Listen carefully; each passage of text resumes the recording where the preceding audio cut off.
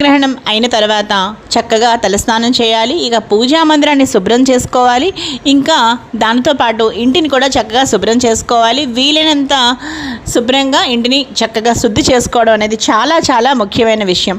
ఇక గ్రహణ సమయంలో నిలవ ఉండే పచ్చళ్ళ మీద, ఆహార పదార్థాల మీద ఏం చేయాలి అంటే చక్కగా దర్బలు తీసుకొచ్చి వేసుకోవడం వల్ల ఆ గ్రహణ దుష్ప్రభావం అనేది ఆ ఆహార పదార్థాల మీద పడకుండా ఉంటుంది.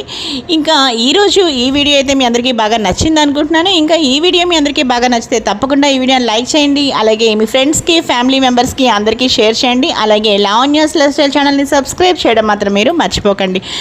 ఇంకా ఈరోజు మనం ఈ వీడియో అయితే ముగించేద్దాం ఫ్రెండ్స్. మరో మంచి వీడియోతో కలుస్తాను. Keep on watching Lavanya's life style.